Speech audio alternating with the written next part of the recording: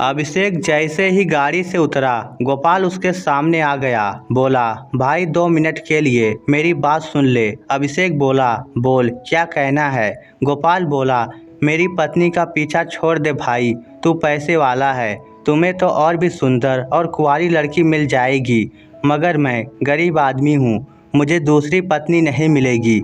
अभिषेक बोला, तू ये बात अपनी पत्नी से बोल, मेरे पास क्यों चला आया। मैं जानता हूँ वह तुम जैसे फटीचर के साथ नहीं रहना चाहती।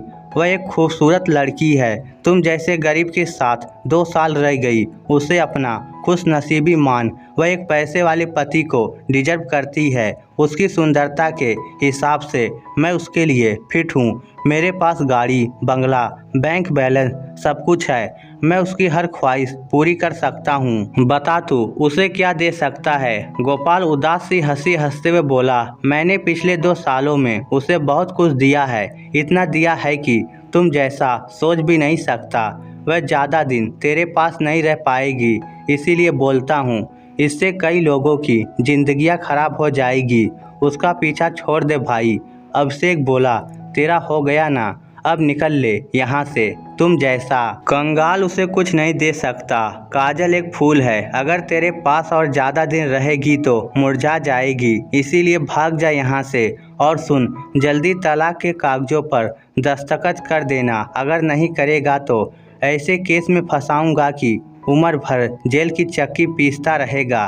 काजल पिछले 2 दिन से अभिषेक के घर पर रहने लगी थी। वह आखिरी बार उससे मिलना चाहता था, मगर फिर उसने अपना विचार त्याग दिया। वह निराश होकर गांव लौट आया। 2 पैसे कमाने शहर आया था, मगर कमबख्त शहर ने तो उसकी पत्नी को ही छीन लिया। जाने को तो वह पुलिस के पास भी जा सकता था, मगर जो दिल से किसी और की हो चुकी थी, उसके लिए अब लड़ाइयाँ लड़ने से कोई फायदा नहीं था। कुछ दिनों बाद गोपाल को तलाक का नोटिस मिला। गोपाल ने बिना किसी विरोध के काजल को तलाक दे दिया। काजल के साथ उसका सफ़र ख़त्म हो चुका था, क्योंकि काजल ने एक पड़ाव पर हम सफ़र बदल लिया था। वह 6 महीने पहले ही काजल को शहर लेकर आया था, ताकि वह उसके साथ ज़्यादा से ज़्यादा रह सके। मगर गोपाल जिस किराए के मकान में रह रहा था, वह मकान अभिषेक का था। अभिषेक विदुर था। 1 साल पहले उसकी पत्नी का गंभीर बीमारी से निधन हो गया था। गोपाल एक प्राइवेट कंपनी में काम करता था। जब वह ड्यूटी पर रहता, तब काजल घर में अकेली रहती थी। अभिषेक ने इसी मौके का फायदा उठाकर काजल को फंसा लिया। वह गरीबी से पलकर आई थी। गोपाल भी पैसे वाला नहीं था। अभिषेक ने उसे गहने, कपड़े, गाड़ी, मकान और शानो शौकत के ख्वाब दिखाकर अपने जाल में फंसा लिया था। वह भी धीरे धीरे गर्त में गिरती गई। अभिषेक ने काजल के साथ विधिवत रूप से शादी कर ली थी। उसने काजल को गहनों से पीली कर दिया था। अब काजल के पास गाड़ी थी, बंगला था, हर सुख सुविधा थी। धीरे धीरे वक्त गुजरने लगा। अभिषेक रसिक मिजाज टाइप का इंसान था। ऐसे इंसान को ज़्यादा दिनों तक कोई भी औरत रूप जाल में बांध कर नहीं रख सकती। वैसे भी औरत चाहे कितनी भी सुंदर हो और मर्द चाहे कितना भी सुंदर और ताकतवर हो, शारीरिक आकर्षण के बल पर तो रिश्ता 2 साल भी नहीं टिकता। रिश्ते में ठहराव के लिए आपसी प्रेम और समर्पण होना बहुत ज़रूरी है। उसके बाद संतान होना भी ज़रूरी है, ताकि भविष्य के सपने गुथे जा सके। बुजुर्गों के अनुसार तो पति और पत्नी को जोड़े रखने के लिए संतान सबसे बड़ी कड़ी है। काजल ऐसे पति को छोड़ आई थी जो उससे बेइंतहा प्यार करता था, उसे पलकों पर बिठा कर रखता था। वह गरीब जरूर था, मगर उसके चेहरे पर मुस्कान लाने के लिए कुछ भी कर सकता था। जो इंसान किसी साफ दिल के व्यक्ति से बेवफाई करता है, वह कितना ही धूर्त क्यों ना हो, उसकी आत्मा उसे जरूर कचोटती। यही काजल के साथ हो रहा था। काजल के दिल पर एक बोझ सा आकर ठहर गया था। उसे आंखें बंद करते ही गोपाल का चेहरा नजर आने लगता था। वह चेहरा रोज उसे उदास आंखों से पूछा करता था, तुमने मेरे साथ ऐसा क्यों किया।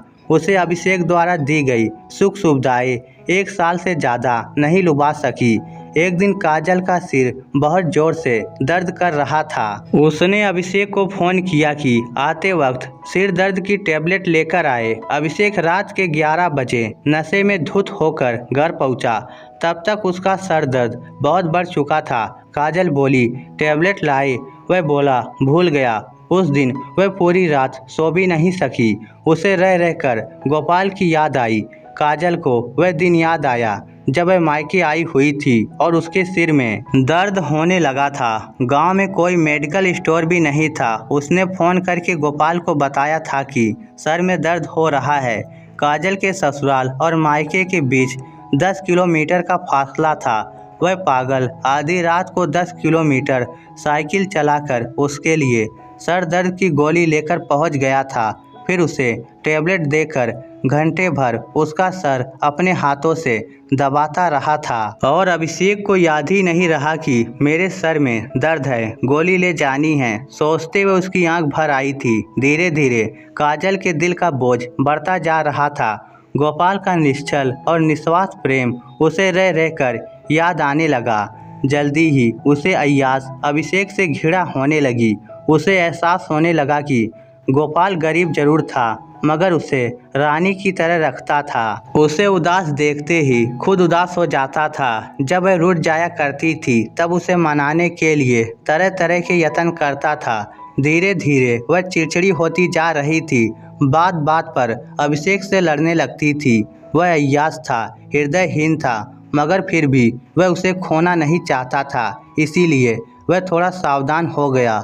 अब वह उस पर ज़्यादा पैसे लुटाने लगा। उसने उसे बहुत सारे जेवरात और बनवा दिए। कहते हैं जब इंसान गलत कर रहा होता है तब वह विवेकहीन हो जाता है। क्या गलत है क्या सही, इस बारे में वह सोचना भी नहीं चाहता। उस समय उसका मन वही पाना चाहता है जो उसके पास नहीं होता है।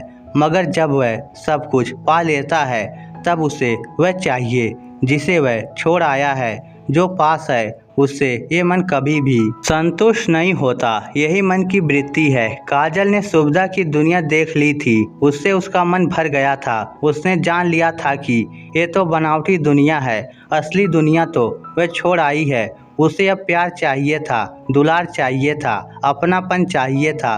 अभिषेक अब उसका पूरा ध्यान रख रहा था। फिर भी वह मुरझाती जा रही थी, क्योंकि गोपाल ने उसे आवश्यकता से ज़्यादा प्यार देकर लाड लड़ाकर बिगाड़ रखा था। अभिषेक के पास सब कुछ था, मगर गोपाल वाला निश्चल प्रेम नहीं था। धीरे धीरे वह कमज़ोर होती गई। खाना पीना छूट गया। वह सूख कर लकड़ी जैसी हो गई थी। अब जिंदगी दवाओं पर चलने लगी थी। फिर भी उसके दिल पर अपराध बोध बढ़ता जा रहा था। जब दिल का बोझ बढ़ गया तो वह रुक नहीं पाई। उसका मन किया एक बार गोपाल से माफ़ी मांग ले। तब उसने गोपाल को फ़ोन मिलाना चाहा, मगर गोपाल के वह नंबर तो बंद आ रहे थे। संवेगों ने उसे इतना उद्वेलित कर दिया कि वह एक दिन चुपके से घर से बाहर निकल गई और उस बस में बैठ गई जो गोपाल के गांव जाती थी।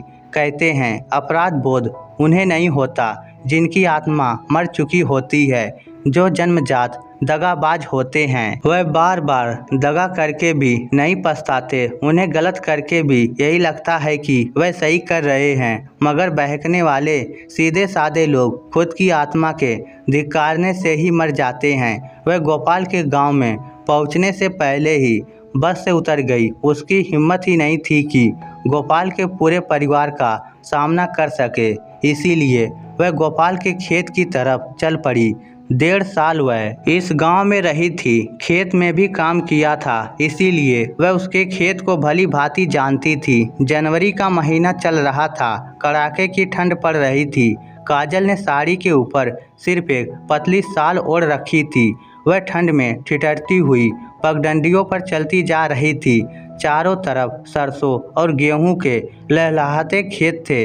वह बीमार थी, फिर भी हरियाली को देखकर उसका मन खिल उठा। रास्ते में उसे कई जाने पहचाने चेहरे दिखे। उन्हें देखकर उसने घूंघट कर लिया ताकि उसे कोई पहचान ना पाए। वह खेत में पहुंची तो वहां कोई नहीं था। छोटा सा खेत था, गेहूं की फसल से भरा पड़ा था। गेहूं अपनी जवानी पर थी। छोटी छोटी बालियां निकलने लगी थी। घास भूस से बनी छोटी सी कुटिया में एक खटिया पड़ी थी। वह पुरानी खटिया जिस पर वह बहुत बार सोकर आराम कर चुकी थी, वही खटिया जिस पर गोपाल के साथ बहुत सारे न बुलाए जाने पल गुजरे थे। वह पागलों की तरह झपट कर खाट पर सो गई। यादों के पंछी घोंसले से फड़फड़ा कर निकलने के लिए आतुर हो गए। बीमार होने के कारण शरीर थक गया था, ठंड भी लग रही थी। उसने आंखें बंद कर ली।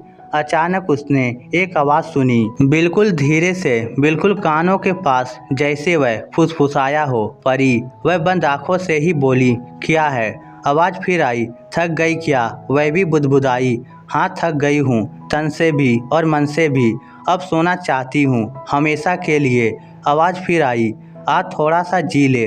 वह बोली, नहीं अब नहीं जीना, तन और मन दोनों गंदा हो गया है मेरा, अब बोझ नहीं उठा पाऊंगी इस शरीर का। फिर अचानक उसने आंखें खोल दी। वहाँ कोई नहीं था, बिल्कुल शांति थी। फिर किसी के पद चापों की आवाज़ आने लगी। उसे लगा सचमुच कोई इधर आ रहा है। कमज़ोर शरीर और भ्रमित होते मस्तिष्क के कारण वह उठ ना सकी। खटिया पर पड़ी पड़ी इंतजार करने लगी। पैरों की आवाज़ धीरे धीरे नज़दीक आने लगी। अचानक उसका दिल धक धक करने लगा। वह सोचने लगी, कौन होगा, गोपाल या उसके घर वाले? फिर उसने घबरा कर चेहरे को ढक लिया। आने वाला झोपड़ी के दरवाजे पे आकर रुक गया था। काजल ने महसूस किया कि ये वही है। झिन्नी सी शॉल के अंदर से जो साया दिख रहा था वह गोपाल का ही था। वह शांत होकर सो रही थी, मगर उसका दिल धोखनी की तरह बज रहा था। ऐसे लग रहा था जैसे अभी फट जाएगा। कौन? गोपाल की आवाज़ उसके कानों में पड़ी। वह कुछ न बोल पाई। गोपाल ने करीब आकर उसके चेहरे से कपड़ा हटा दिया।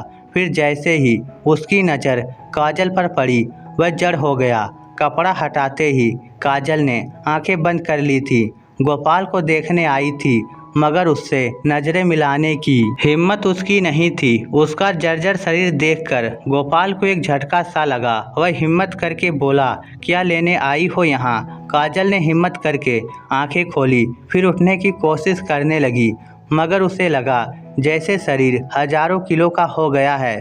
शायद अब उठ पाना मुमकिन नहीं है। फिर हिम्मत करके उसने सोए सोए ही दोनों हाथ जोड़ दिए और आंसू बहाती हुई आंखों से गोपाल की तरफ ताकने लगी। गोपाल को उसकी इस हालत पर बहुत तरस आ रहा था। वह कुछ बोलना चाहती थी, मगर उसके होठ हिलकर रह गए। आवाज़ बाहर ना निकली। वह शायद कहना चाहती थी कि मेरी यात्रा पूर्ण हो गई है, माफ़ कर दो, परम धाम के लिए जाना है, कुछ बोझ हल्का कर दो। मगर उसके बाद उसके जुड़े हुए हाथ खुलकर दोनों तरफ गिर गए। पुतलिया स्थिर हो गई, सोने की काया माटी बन गई। इस स्टोरी को लेकर आपकी क्या राय है? नीचे कमेंट करके हमें ज़रूर बताइएगा। धन्यवाद।